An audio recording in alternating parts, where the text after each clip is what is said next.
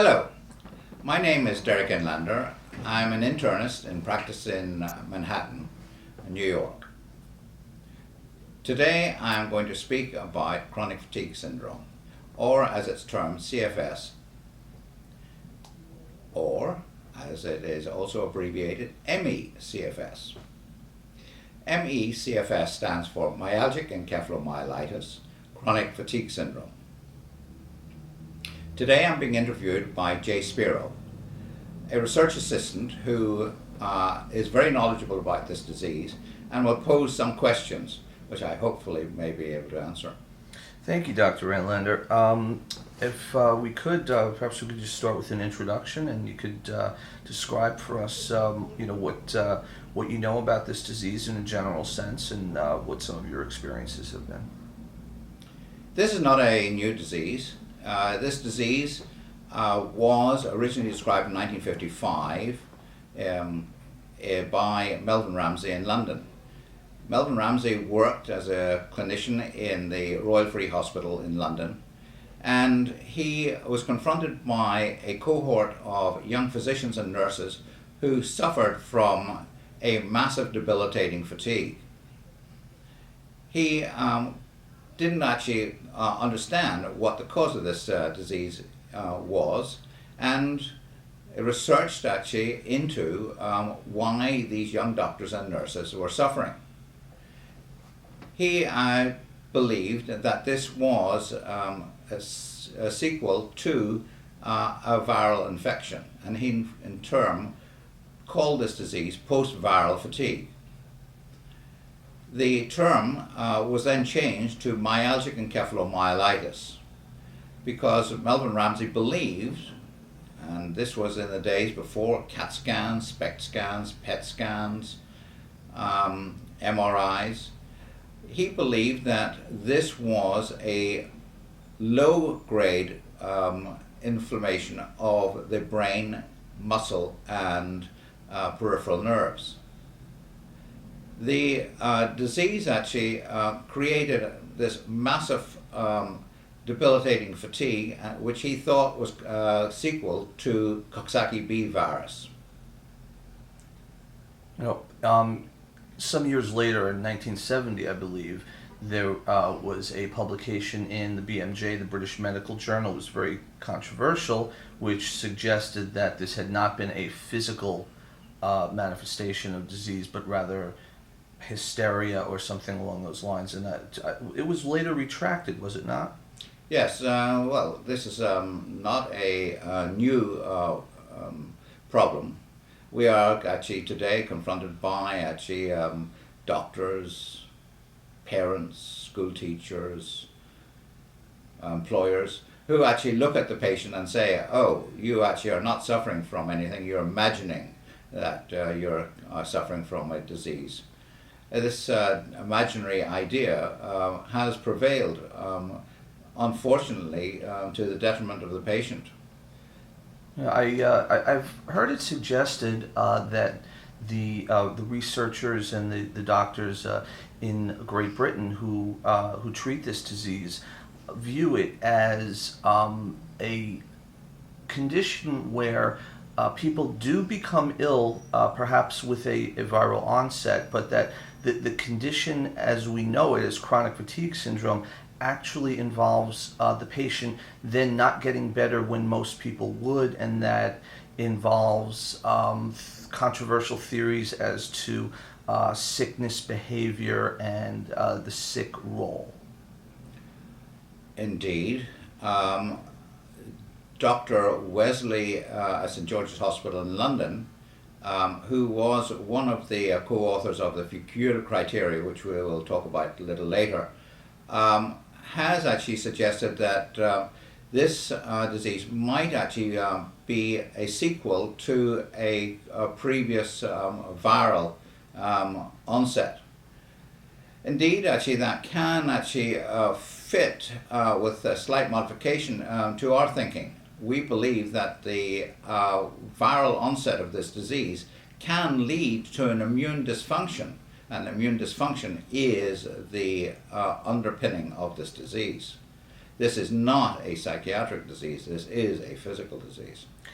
Which is an important distinction, and also there is sometimes some muddying of the waters rhetorically, because patients who understandably become defensive will say, no, I have a real disease, and the physicians will then say to them, but psychiatric disease is real too, and I have seen many times where they try to insist to a patient that there should be no stigma to mental illness, and there should not be, but that's problematic because we do see this as a physical disease. Can you tell me something about the prevalence in the United States? There are estimates.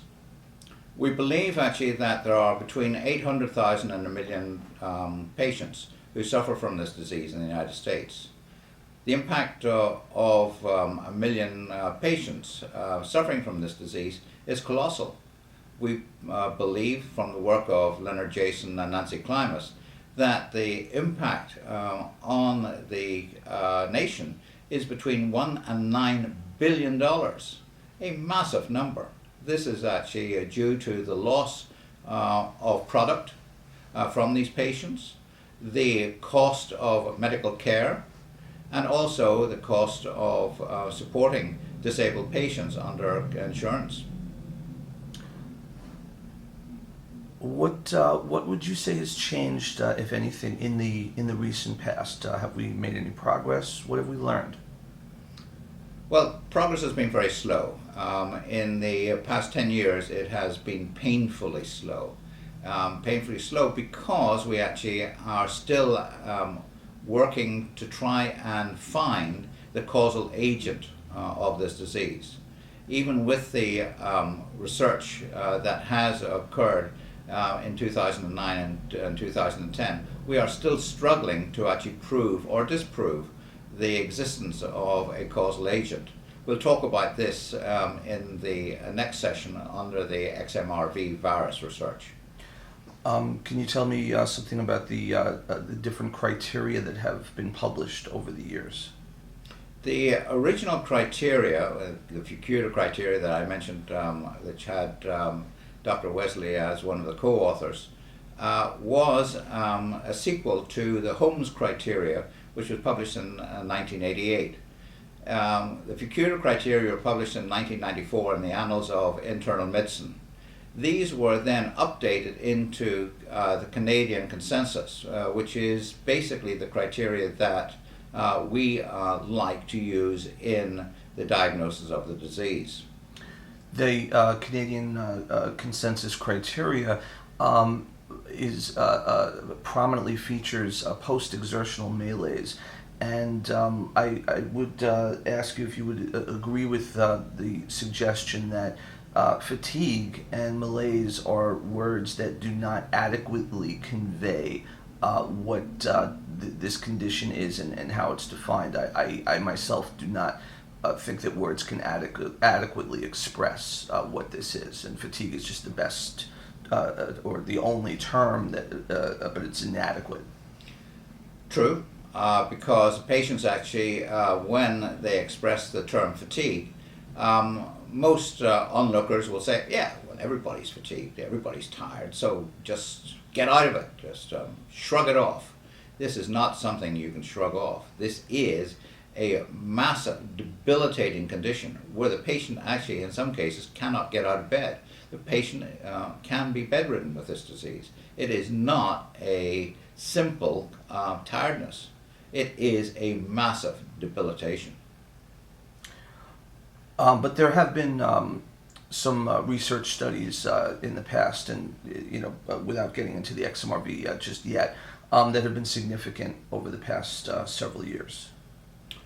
Well, causal agent determination has been a problem ever since actually the Coxsackie-B suggestion that Melvin Ramsey came up with. Epstein-Barr virus has been actually suggested as a causal agent, as has CMV, cytomegalo-inclusion virus, HHV6, human herpes virus 6 and 7 have been actually suggested. Elaine de Freitas actually about 18 years ago came up with a notion that a retrovirus caused this disease. So retrovirus is not actually a new idea.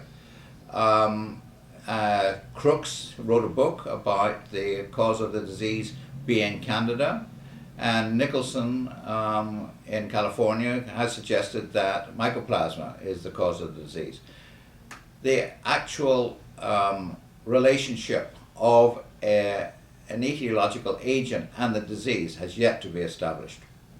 It seems to me that there are people who, when they discuss chronic fatigue syndrome, they are speaking of something that is heterogeneous, and myalgic encephalomyelitis, on the other hand, could be seen as more homogeneous. Would that be an accurate thought? Maybe.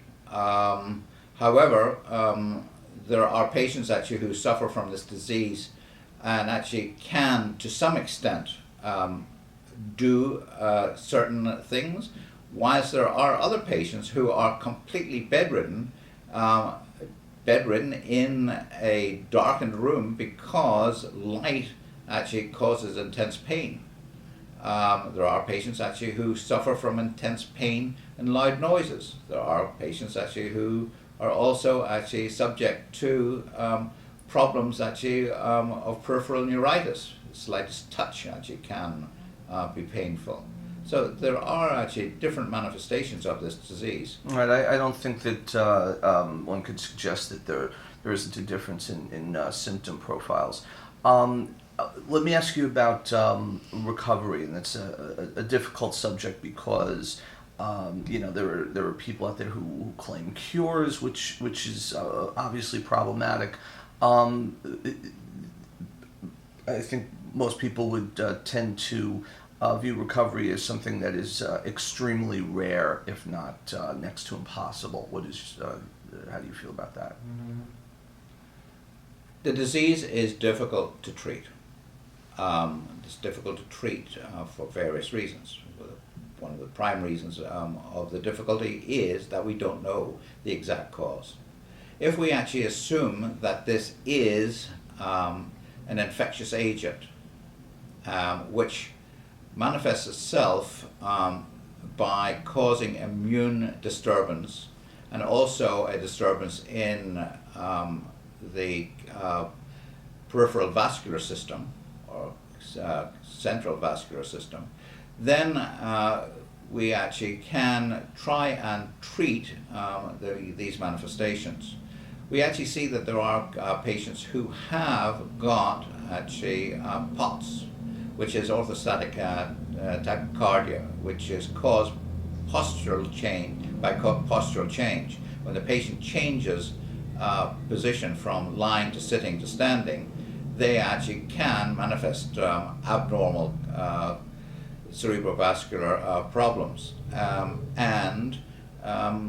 These actually are, we believe, actually caused by either a CNS, a central nervous system dysfunction to the vascular system, or by an immune reaction, which in turn creates an inflammatory cause to the myocardium in the heart. Paul Cheney has suggested actually that there is a manifestation in the heart caused by this disease or caused by an etiological agent of this disease. And we actually obviously cannot go and take a biopsy of the heart or of the brain to actually prove or disprove these facts. But POTS, which is something that is diagnosed through a tilt table test, is that's a controversial test. To my understanding, they won't test people with chronic fatigue syndrome on a tilt table in Great Britain, and I believe that it's not widely used in this country either. It was used actually mostly by the group in New Jersey actually who used this as a diagnostic tool, and also by the Johns Hopkins group who actually devised the test and use it in the diagnosis of the disease.